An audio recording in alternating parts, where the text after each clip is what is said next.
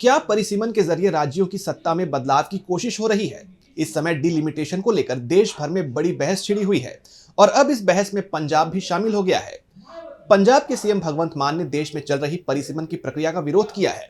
इसके साथ ही साथ सीएम मान ने बीजेपी पर गंभीर आरोप लगाए हैं। तो क्या आरोप लगाए हैं सीएम भगवंत मान ने और परिसीमन पर पंजाब क्यों है नाराज? जानने के लिए देखिए ये रिपोर्ट। दक्षिण से परिसीमन विवाद को लेकर उठा बवंडर अब पूरे देश को अपनी चपेट में ले चुका है। पंजाब भी अब इसके विरोध में आ गया है। पंजाब के सीएम भगवंत मान ने देश में परिसीमन प्रक्रिया को लागू करने के तरीके पर गंभीर सवाल उठाए हैं। बीजेपी पर हमला करते हुए मान ने कहा कि दुर्भाग्य से बीजेपी के नेतृत्व वाली केंद्र सरकार इस दोषपूर्ण क्रियान्वयन के जरिए अपने राजनीतिक विरोधियों को खत्म करने की कोशिश कर रही है।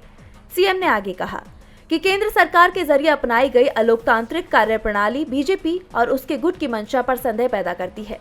युक्ति पूर्वक उन राज्यों की सीटें कम की जा रही हैं जहां भाजपा और उसके सहयोगी दल कमजोर हैं, जबकि उन राज्यों की सीटें बढ़ाई जा रही हैं जहां बीजेपी का विभाजनकारी एजेंडा फल फूल रहा है।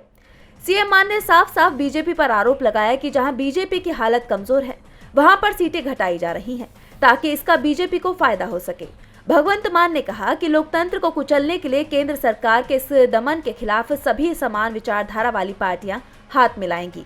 ऐसे में पूरा विपक्षी गठबंधन परिसीमन मामले के खिलाफ एकजुट दिखाई दे रहा है, तो वहीं एनडीए बिखरता जा रहा है क्योंकि एनडीए की सहयोगी पार्टी टीडीपी भी परिसीमन के मामले में इंडिया गठबंधन के साथ खड़ी दिखाई दे रही है। डीवी लाइव पंजाब की रिपोर्ट।